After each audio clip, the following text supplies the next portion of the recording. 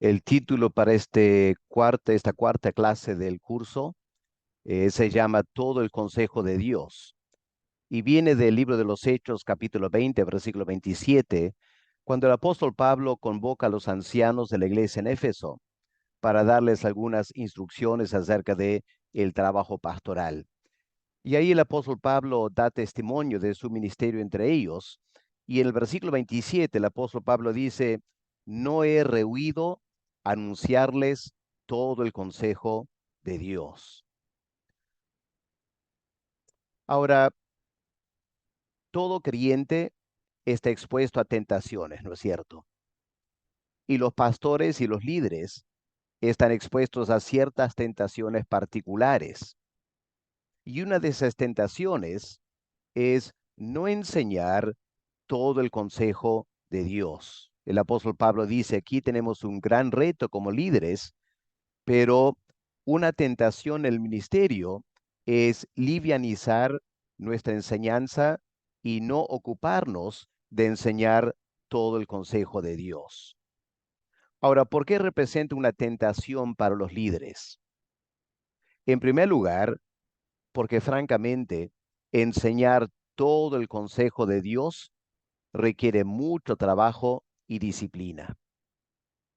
En segundo lugar, porque, como vamos a ver en un momento, requiere enseñar cosas que a veces no quieres enseñar. Y para la iglesia requiere escuchar cosas que no quieren escuchar. Así que lo más fácil para el pastor o el líder es pasar por alto este gran reto. Pero está en la Biblia como un ejemplo del apóstol Pablo, algo saludable para nosotros. Así que, ¿por qué es necesario considerar todo el consejo de Dios? En primer lugar, porque como líderes somos administradores de las cosas de Dios. Conocimos al Señor en la conversión, hemos crecido en la vida espiritual y ahora quizá alcanzando cierta madurez espiritual, tenemos una responsabilidad de liderar en la iglesia. Hemos leído la Biblia bastante. Ahora, ¿cuál es nuestra responsabilidad? Tenemos que administrar las cosas que Dios nos ha dado. Esa es la gran verdad del Evangelio que nos ha sido encomendado y tenemos que compartirlo a toda la iglesia. En segundo lugar, porque el consejo de Dios, lo que Pablo llama el consejo de Dios, es la suma de la verdad divina.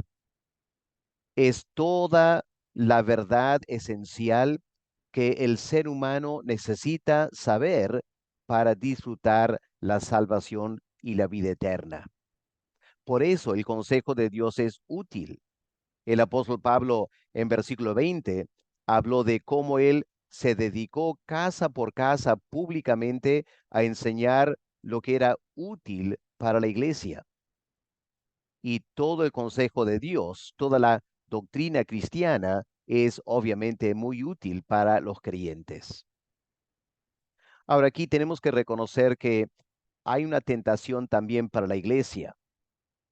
En primer lugar, la tentación de no prestar atención a todo el consejo de Dios.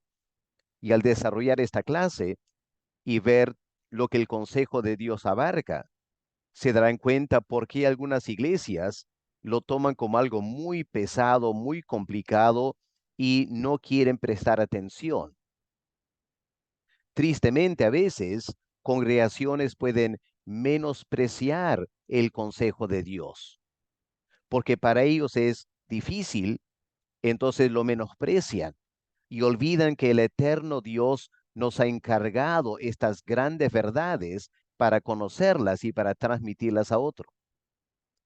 Y por eso a veces la iglesia como que encuentra estas doctrinas un poco pesadas, como dicen, piden al pastor que predique cosas más livianas. Y el pastor a veces se siente presionado para dar a la iglesia lo que quieren, un poco como padres a veces son presionados por los hijos a darles comida eh, barata, comida chatarra, como se dice, en vez de darles el alimento sólido que los niños necesitan. Ahora, ¿qué significa el consejo de Dios? En esta clase no voy a entrar en tanto detalles que digamos, pero va a ser necesario darles un panorama de lo que Pablo tenía en mente cuando él habla de todo el consejo de Dios. Recordemos que el apóstol Pablo había pasado 3 años en la ciudad de Éfeso. Durante 3 años, Pablo se dedicó a enseñar todo lo que vamos a mencionar ahora. Él tendría quizá en su mente, en su corazón, estas grandes doctrinas y domingo tras domingo por 3 años, él enseñó a la iglesia en Éfeso todo el consejo de Dios. Primero hay la doctrina de la Biblia como la revelación de Dios. Luego tenemos la doctrina de Dios mismo. ¿Quién es Dios? ¿Cómo es Dios? En tercer lugar, la doctrina de los ángeles, esos seres espirituales que Dios creó antes de crear el mundo material. Una cuarta parte de este consejo de Dios es la doctrina del ser humano. ¿Quiénes somos nosotros? Y tristemente, hay que pasar a la doctrina del pecado, porque como seres humanos nos hemos apartado de Dios. Luego entra la doctrina de Cristo, el que vino para salvarnos. Y nos lleva naturalmente a un séptimo punto, que es la doctrina de la salvación. Para ser salvos necesitamos el Espíritu Santo, y este es el octavo acápite de todo el consejo de Dios. Pasemos a la doctrina de la iglesia, el conjunto de todos los salvos, y terminamos con la doctrina de los últimos tiempos. Así que aquí tenemos una suerte de decálogo doctrinal. 10 de los elementos fundamentales que abarcan todo el consejo de Dios. Ahora, cada, cada una de estas secciones merece ampliar porque hay muchas cosas que tenemos que aprender. Por ejemplo, pensemos en la doctrina de la Biblia. ¿Qué es lo que la iglesia necesita saber?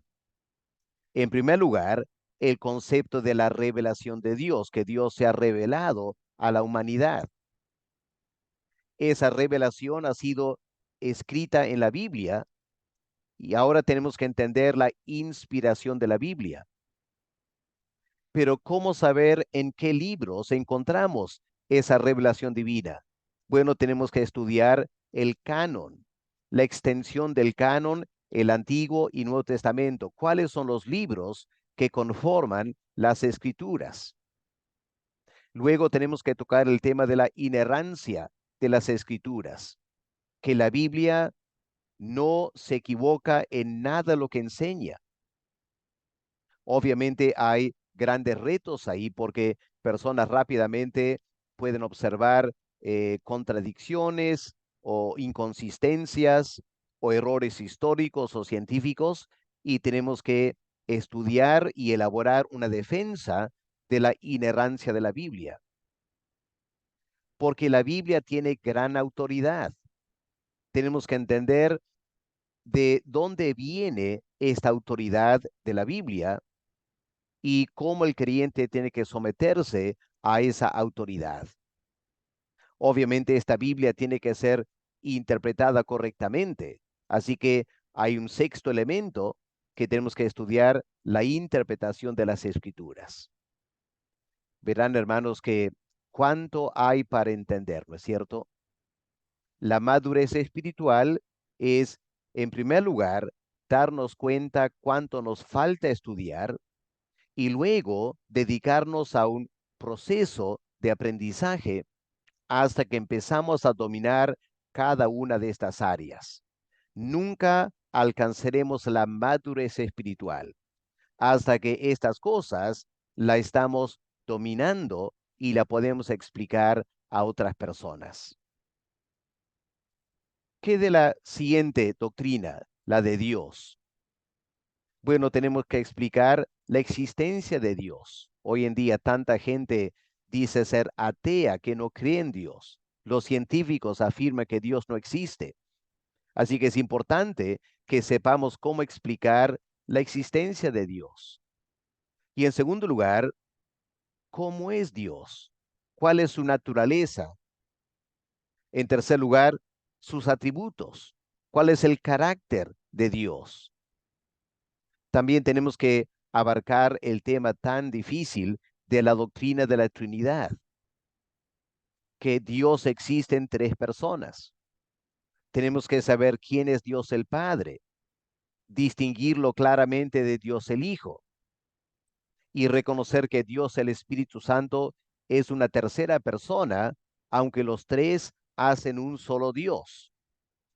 Muy complicado para la mente humana, pero fundamental para nuestro entendimiento doctrinal. En octavo lugar, también tenemos que estudiar las obras de Dios. No solo es importante saber quién Dios es, sino qué es lo que Él hace. ¿Cuáles son las tareas que Dios está haciendo hoy en día? Como creyentes, es muy importante saber eso. Pasemos a la doctrina de los ángeles. Cada creyente maduro necesita saber la creación de los ángeles, cuándo, cómo fueron creados, por qué fueron creados. Y también la naturaleza de los ángeles. No son Dios y no son humanos. Así que, ¿cómo son? ¿Cuál es la naturaleza de los seres angelicales? Y una cosa muy importante es marcar una gran diferencia entre ángeles y espíritus humanos o demonios. También hay que entender lo que es Satanás. ¿Quién es Satanás? ¿Cómo Dios lo creó? ¿Cómo llegó a rebelarse contra Dios? La rebelión celestial, la caída de los ángeles. Muy importante que entendamos eso. Pero también de igual importancia es saber el ministerio de los ángeles. La Biblia dice que los ángeles son enviados para ministrar a los creyentes. ¿En qué maneras podemos esperar contar con el apoyo de los ángeles en nuestro diario vivir? Muchos creyentes ni han pensado en eso. Y por eso cuando escuchan ciertas cosas, se confunden los creyentes por falta de entendimiento del ministerio de los ángeles. Pero también tenemos que estudiar la obra de los demonios. ¿Cómo operan los demonios? ¿Cómo operan en el inconverso? Y cómo atacan al creyente también.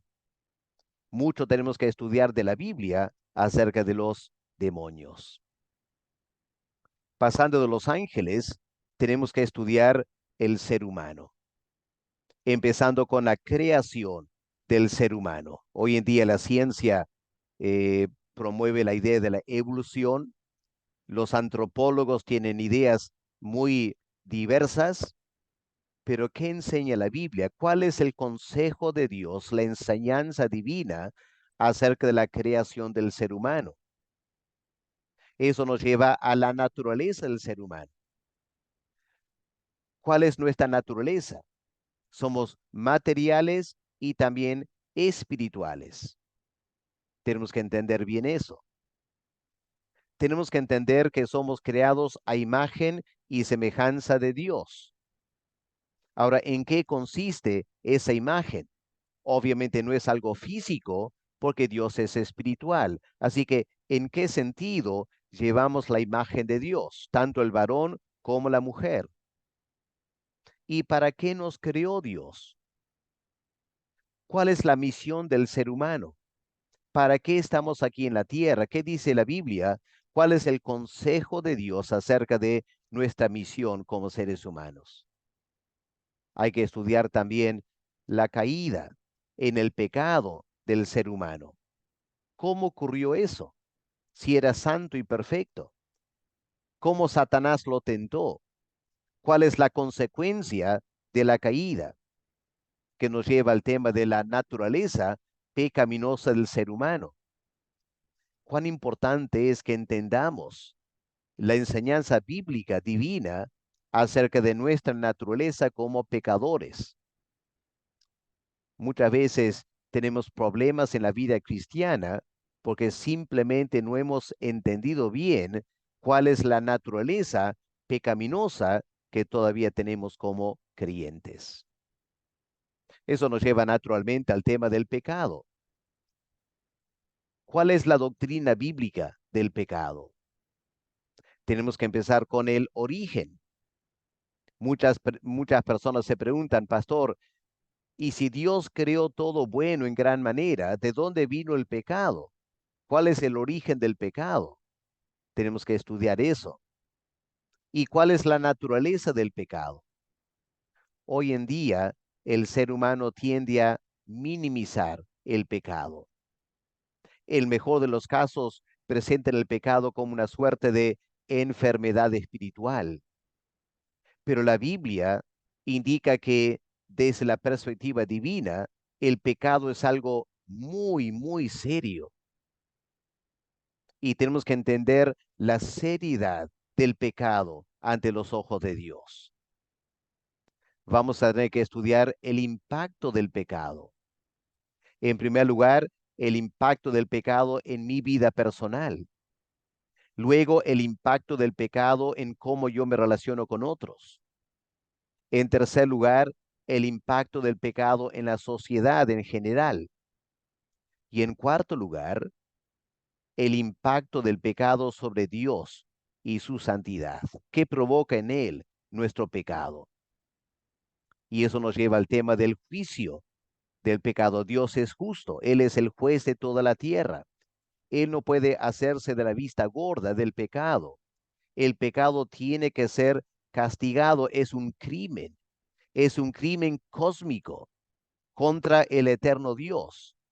Y Dios dejaría de ser Dios si no juzgara el pecado. Ahí está parte del consejo de Dios tan útil para nosotros. ¿Y qué de la doctrina de Cristo? Podemos empezar con las profecías mesiánicas y la persona de Cristo en el Antiguo Testamento. Luego vamos a estudiar la encarnación del Verbo, cómo el eterno Hijo de Dios se hizo hombre. Ese bebé de 50 centímetros de largo cuando nació, ¿en qué manera era divino? Tenemos que tratar de entender la doble naturaleza de Cristo, que era divino y humano al mismo tiempo, sin ser una mezcla de ambas cosas. Hay creyentes que piensan que Cristo es una suerte de mezcla entre lo divino y lo humano, pero no. La Biblia indica claramente que hay lo divino en él, hay lo humano en él, completamente divino, completamente humano. También hay que estudiar la manera que en la encarnación el Espíritu Santo llenó a ese hombre que conocemos como Jesús. Por eso se le llamó Cristo. La palabra Cristo significa el ungido, y ese nombre se debe a que Jesús fue lleno del Espíritu Santo desde su nacimiento. Ahora, la encarnación del Verbo nos hace pensar cuál fue la misión de Cristo, por qué se encarnó, por qué vino a este mundo, cuál era la misión que él tenía. Y aquí el consejo de Dios nos indica que él vino como el segundo Adán. El primer Adán trajo toda la tragedia a la raza humana. El segundo Adán, Jesucristo, es el que salva a todos aquellos que creen en él. Él vino para servir a Dios. Por eso se le llama el siervo de Jehová en las profecías del Antiguo Testamento. Y vino para proclamar el Evangelio. Por eso él es conocido como el profeta de Dios. Pero claro, la misión de Cristo en cierta manera se centró en su muerte expiatoria en la cruz del Calvario. Cuán importante es entender qué pasó en la cruz de Cristo. Pero claro, Cristo murió y al tercer día resucitó. Un evento de significado cósmico, porque la resurrección de Cristo no fue solo para su beneficio, sino es la garantía de nuestra resurrección y es la garantía de la restauración de todas las cosas. Así que hay que estudiar las implicancias de la resurrección de Cristo. ¿Y dónde está Él ahora? Exaltado a la diestra del Padre. ¿Qué significa eso? ¿Y qué está haciendo el Señor a la diestra del Padre? ¿Cuál es su ministerio sacerdotal intercediendo por nosotros? ¿Qué pasa en el cielo cuando yo peco aquí en la tierra? ¿En qué manera el Señor en el cielo me ayuda en mis pecados? Pueden ver, hermanos, cuánto hay que aprender. Esto no lo vamos a hacer de la noche a la mañana. Nos va a llevar meses, años de estudio. Primero tenemos que entenderlo nosotros. Y una vez que lo hemos estudiado nosotros, tenemos que enseñarlo a otros. Y el proceso de enseñar, vamos a entenderlo mejor. Este es el camino a la madurez espiritual. Saber todo el consejo de Dios. Ahora, la doctrina de la salvación es muy importante, obviamente. Tenemos que profundizar nuestro conocimiento de la salvación, empezando con el pacto eterno. Muchos ni conocen estos términos, pero la Biblia indica que antes de la creación del mundo, Dios había tomado la decisión de salvar al pecador. Y esa decisión de salvar al pecador implicó poner en marcha un plan de salvación que llamamos la economía de la salvación. Dios el Padre asume cierta responsabilidad. Él es el que escoge para la salvación. Dios el Hijo tiene su parte en la salvación. Él entrega su vida por los pecadores. El Espíritu Santo también tiene su parte, que ni el Padre ni el Hijo hacen. Y es de morar en nosotros, regenerarnos. Así que tenemos que entender y estar muy claros en cómo la Trinidad se han repartido, por decirlo así, las tareas que hacer y cada uno hace una obra particular. Cuán importante es saber exactamente qué parte de la salvación hace el Padre, el Hijo y el Espíritu Santo. Luego tenemos que entender la doctrina bíblica de la elección, elección a la salvación, sabiendo que hay personas que no les gusta esta doctrina, no entienden esta doctrina. Tenemos que presentar la base bíblica para esta doctrina tan importante de la elección de Dios, quienes serán salvos. Y sobre la base de esa elección, Dios ahora predestina de antemano. Cada persona que nace aquí en la tierra ya está predestinado según los propósitos de Dios. Dios no es una persona como nosotros que responde a cómo personas actúan. Dios sabe de antemano todo lo que van a hacer. Y en ese sentido, Dios guía la acción de todo ser humano aquí en la tierra. ¿Cuál es el propósito de la salvación? Si Dios ha escogido miles de millones de personas para ser salvas, ¿por qué lo hace? ¿Cuál es el propósito de Dios? Y decir, salvarnos del infierno es sumamente limitado. Dios está haciendo algo mucho más grande que eso. Y es importante entender el propósito de la salvación. Ahora tenemos que entrar en ciertos detalles técnicos, pero que son muy importantes. Por ejemplo, la doctrina de la redención.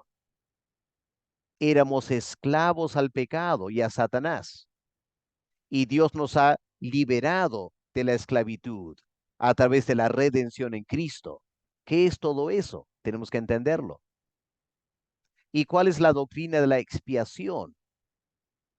Nuestros pecados han sido expiados. Es mucho más que perdonar. Dios expía los pecados. ¿Qué significa eso? ¿Y cuál es la doctrina de la propiciación? Esto tiene que ver con la manera en que Dios expía los pecados. Este término propiciación tenemos que entenderlo, ver qué pasajes bíblicos hablan de esto y hacerlo nuestro, esta doctrina. Más conocida, obviamente, es la doctrina de la regeneración, el nuevo nacimiento. Pero también tenemos que estudiar la doctrina de la justificación, porque esto es el centro de la salvación. Dios me salva a través de la justificación. Ahora, ¿qué es eso? ¿Qué elementos son importantes en la doctrina de la justificación?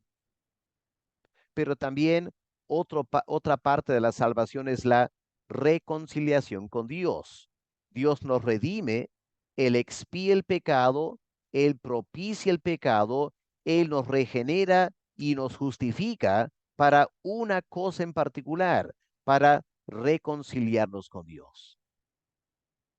Dios no puede reconciliarnos así nomás. Ahora, parte de la reconciliación es entrar en la adopción. Dios ahora nos adopta como sus hijos y Él nos sella con el Espíritu Santo. Esta doctrina del sello del Espíritu Santo resulta muy importante, muy práctica también. ¿Cómo sé que soy salvo? ¿Cómo sé que no perderé la salvación? Todo tiene que ver con el sello del Espíritu Santo. Tenemos que también entender la enseñanza bíblica de la santificación. Ahora que soy salvo, ¿cómo debo santificarme del pecado? ¿Qué procesos debo pasar? ¿Cuál es mi responsabilidad en la santificación? Y finalmente, ¿cuál es la doctrina de la perseverancia de los santos? La salvación no se pierde porque los creyentes perseveran hasta el fin. Ahora, ¿cómo sabemos que vamos a perseverar? ¿Qué dice la Biblia al respecto? ¿Qué es lo que Dios hace en nosotros para que perseveremos hasta el final? Todo esto, hermanos, es parte del consejo de Dios. Hay ciertas iglesias que tienen mucho interés en el Espíritu Santo. Y la verdad es que todo creyente debe saber ciertas cosas fundamentales del Espíritu Santo. Por ejemplo, tiene que saber muy bien cuál es el bautismo del Espíritu Santo y cuál es el bautismo en el Espíritu Santo. Y tenemos que poder distinguir entre el bautismo en el Espíritu Santo y la llenura del Espíritu Santo. Son dos cosas diferentes. ¿Lo entendemos? ¿Qué de los frutos del Espíritu Santo? ¿Cuáles son? ¿Cómo puedo llevar esos frutos en mi vida cristiana? Hay que estudiar. ¿Y cuáles son los dones del Espíritu Santo? ¿Cómo el Espíritu Santo se manifiesta en cada creyente, dando al creyente a lo menos un don espiritual? Es el Espíritu Santo obrando en nosotros. El Espíritu es maestro, Él da el don de maestro. El Espíritu es evangelista, Él da el don de evangelismo. El Espíritu Santo es sanador, Él da dones de sanidad, etcétera. Y la dirección del Espíritu Santo. La Biblia indica claramente que Dios quiere guiarnos en forma personal e íntima. Obviamente leer la Biblia es muy importante.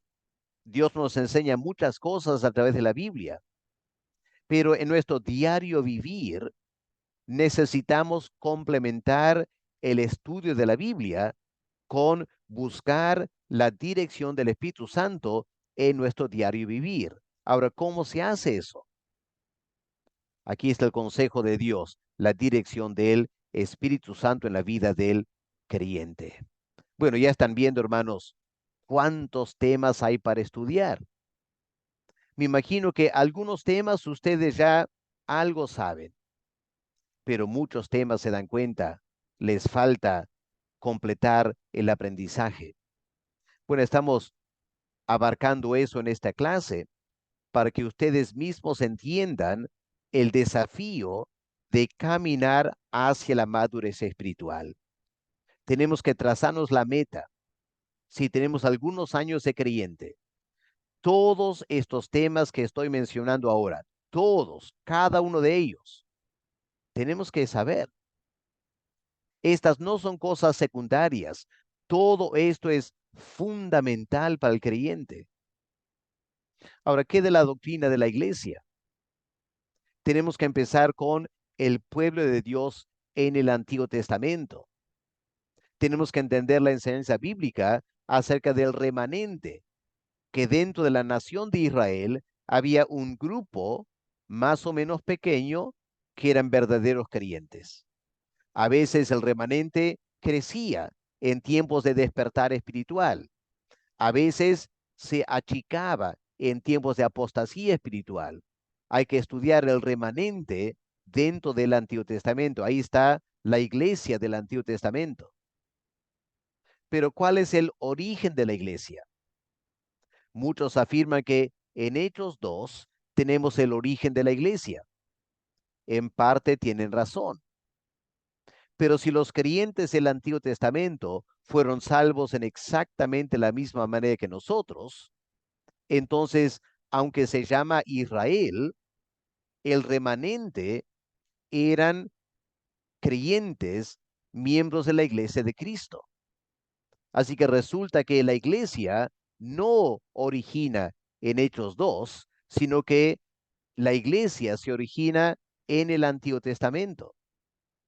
Ahora tenemos que estudiar la naturaleza de la iglesia, cuáles son las características y las marcas de la iglesia. Por ejemplo, no sé si han pensado, una célula no es una iglesia, aunque ahí en la célula se reúnen ciertos hermanos cada semana, pero aún así no es una iglesia. Entonces, ¿cuáles son las marcas que definen una iglesia? Hay que estudiar eso. También hay que estudiar la naturaleza de la iglesia. ¿Qué es la iglesia como un cuerpo espiritual? ¿Y cuál es la misión de la iglesia? ¿Se han preguntado alguna vez por qué Dios no nos ha salvado en forma personal y nos ha dejado cada uno vivir su vida como quiere en forma personal? ¿Por qué ha insistido Dios en colocarnos en la iglesia, que somos miembros de una iglesia local? ¿Por qué? Bueno, porque la iglesia tiene una misión y cada creyente tiene que encontrar su propósito, su razón de ser dentro de la misión de la iglesia. Ahora, la Biblia tiene muchas imágenes para ayudarnos a entender qué es la iglesia. En el Antiguo Testamento, por ejemplo, a la imagen del redil o el rebaño.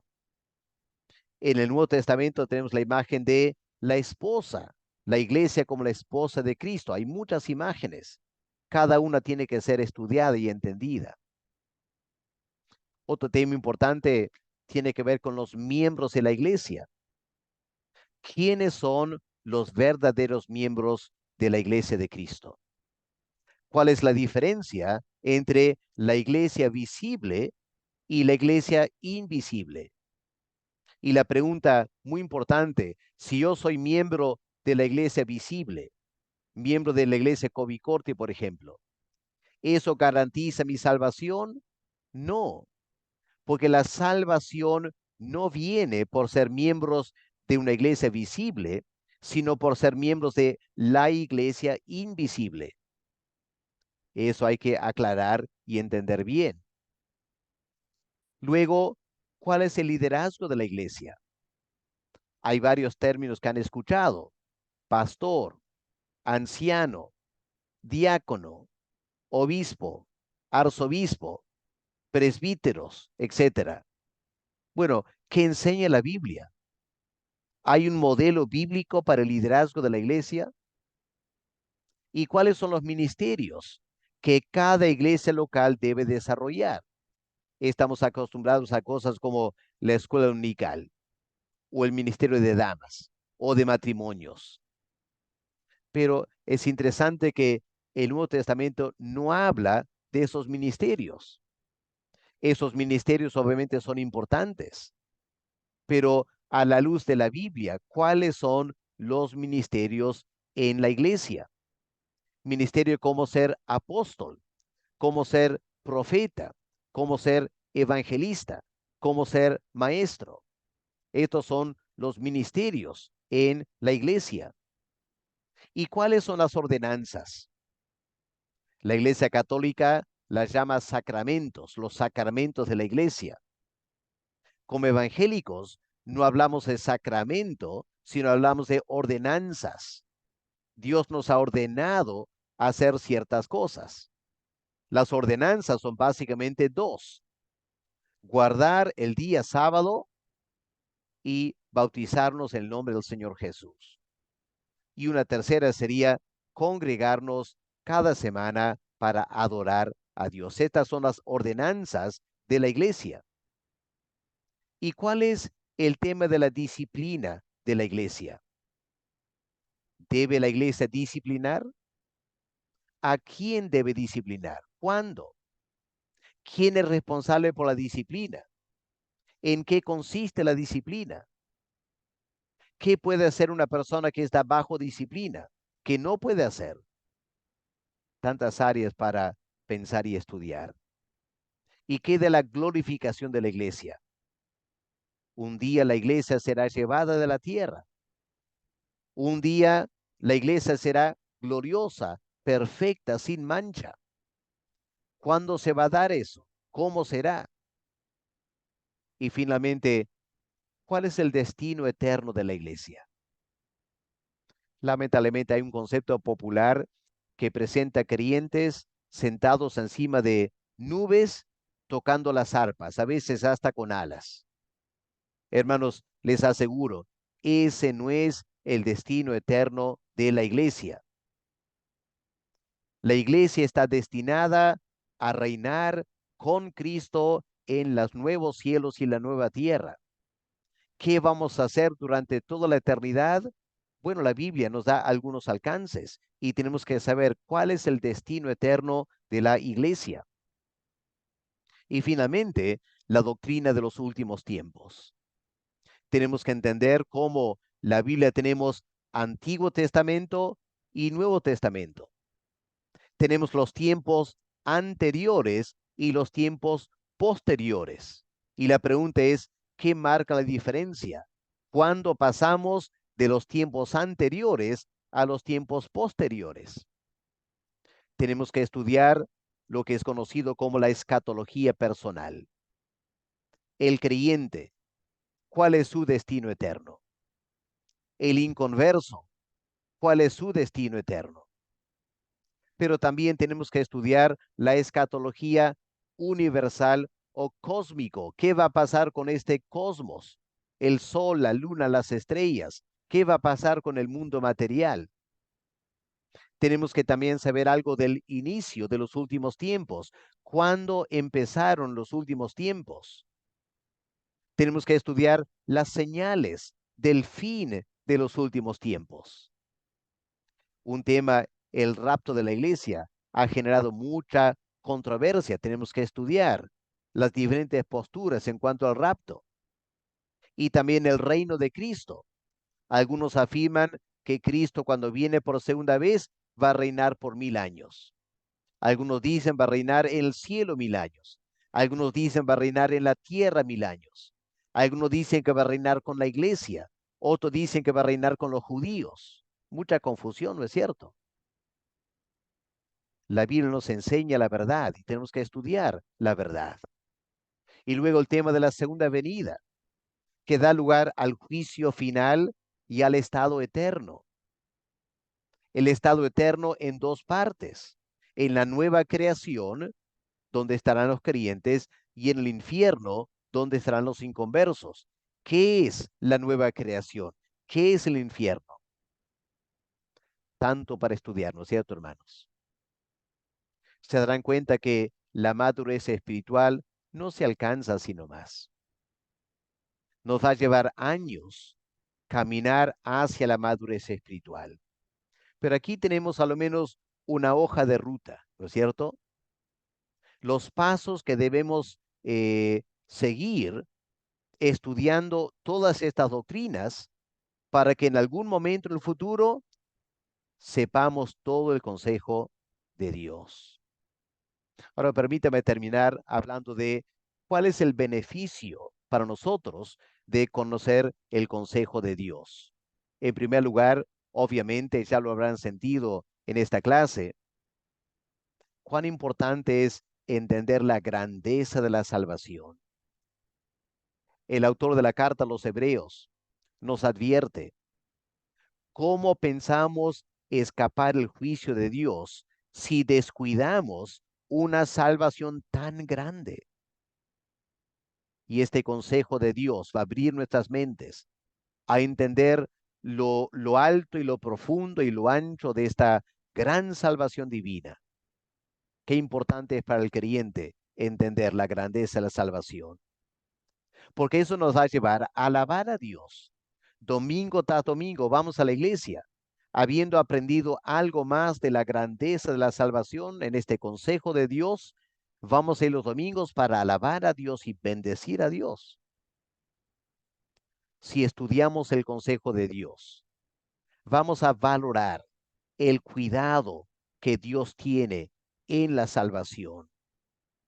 Él ha planificado la salvación, Él ha ejecutado la salvación en Cristo. Ahora, a través del Espíritu Santo, Él está cuidando, velando sobre la salvación para llegar al destino final. Y nosotros, entendiendo todo el consejo de Dios, vamos a poder ocuparnos en nuestra salvación, como dice el apóstol Pablo en Filipenses 2 y el apóstol Pedro también en 2 Pedro capítulo 1. Pero hay otros beneficios todavía, ¿no es cierto? El creyente que conoce todo el consejo de Dios, ¿qué va a hacer? Va a servir a Dios con tremendo entusiasmo. Este consejo de Dios también nos prepara para soportar tiempos de prueba en este mundo, cuando nuestra fe es probada. En esos momentos de prueba resulta muy importante tener en nuestra mente, en nuestro corazón, todo el consejo de Dios. Nos guarda del error doctrinal, como también nos guarda de el desvío moral. Y a lo largo de la vida cristiana, todo este consejo de Dios nos provee alimento saludable, sano, para que podamos crecer y vivir la vida cristiana año tras año hasta que Cristo nos llame a su presencia o Él venga por segunda vez. Qué tremendos beneficios entonces de saber todo el consejo de Dios. Hay más todavía. En noveno lugar, nos desafía a ver todo lo que tenemos que aprender para entender la salvación y la obra de Dios. Me imagino, muchos de ustedes ya se sienten cansados, ¿no es cierto? ¿Tanto para aprender, pastor? Sí, porque Dios es grande.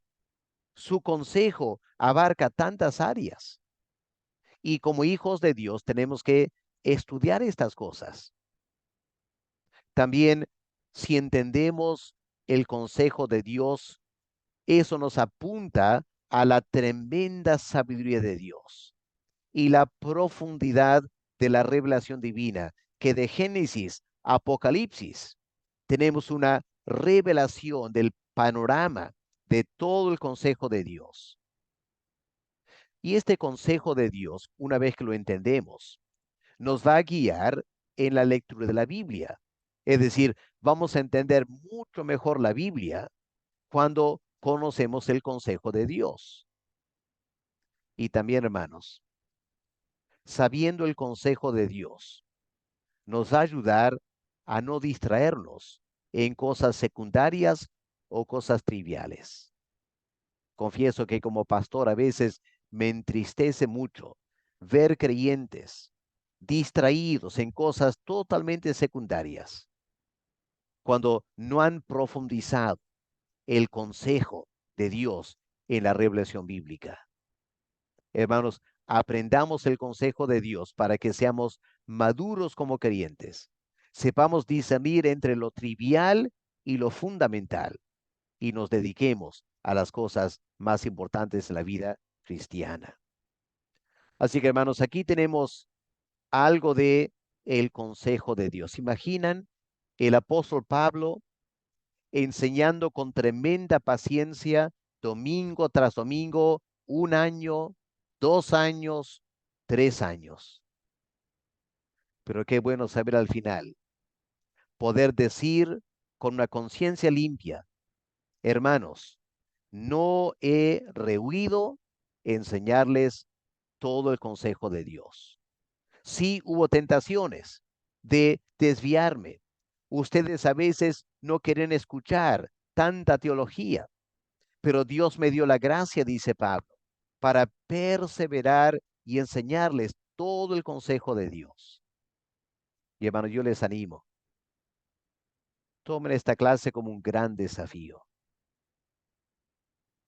El creyente que aspira a ser un creyente maduro tiene que entender algo de todo el consejo de Dios, llevarlo en su corazón y en su mente para que pueda no solo vivir bien la vida cristiana, sino enseñar bien a otros y cuidar a la iglesia del error doctrinal. Tantos beneficios de conocer todo el consejo de Dios. Vamos a orar. Padre amado, gracias por esta clase, por empezar a vislumbrar tantas áreas de conocimiento teológico, doctrinal, que tenemos que aprender. Y aunque sabemos, Señor, que nunca lo vamos a aprender de la noche a la mañana, esto va a llevar años. Pero a lo menos, Padre, danos el anhelo de conocer estas cosas. Y Padre, pedimos que nos ayudes a estudiar diversos cursos en la iglesia, escuchar bien la predicación de la palabra, para que poco a poco vayamos entendiendo todo el consejo de Dios. En el nombre del Señor Jesús te lo pedimos. Amén. Amén. Muchas gracias, hermanos, y que Dios les bendiga.